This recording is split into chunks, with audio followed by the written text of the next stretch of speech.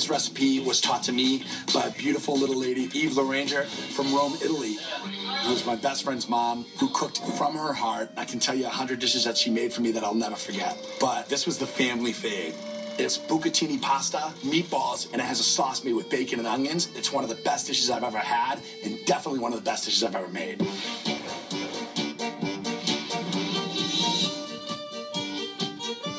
Growing up in Plymouth, Mass, where I was from, Eve LaRanger was probably my early and biggest inspiration into food.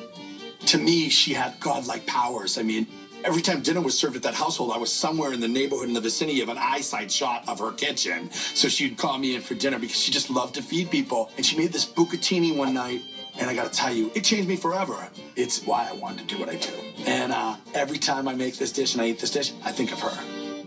So the first thing we got to do here is we're going to make some meatballs, the simplest meatballs in the world, but I'm telling you guys, when you taste these, you're going to throw your grandma's meatballs out the window. I've got, a couple pounds of ground beef, 80-20. What I love about this, too, family recipes. You got kids at home, you want to make this with your kids. It's so much fun to get them in the kitchen. This is food that you can work with your hands. It means something, okay? Add some beautiful Reggiano Parmesan, the king of all cheeses. Throw in about, 3/4 of a cup of breadcrumbs, too. And then I added 3 cloves of garlic. You don't have to mince it fine. You want to kind of rough chop. I like to taste that garlic in the dish. It's awesome, okay? A little bit of salt and pepper, a couple eggs, a little bit of parsley. That parsley is just a nice little touch to kind of give it some herbaceousness. And now that's ready to mix. I've got a beautiful sheet pan right here. I'm just going to get some butter on there. And then you just kind of form these meatballs, into, 1.5-inch balls. All right, now it's time to throw these bad boys in the oven. I'm going to put them in at 425 for about 5 minutes. Then I'm going to turn them down to about 350 and let them go for about 10 more minutes, just till they kind of slow down in the cooking process. That outside's going to be nice and crusty, and inside super juicy and cooked all the way through.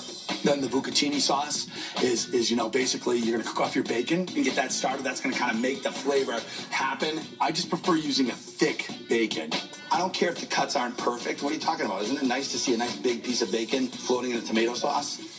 You're going to get it almost to the point where it's really crispy, just getting that nice crisp thing. And this is the stage you want to add the onions. You're going to take those onions and you're going to sweat those onions out in that bacon fat, which is incredible.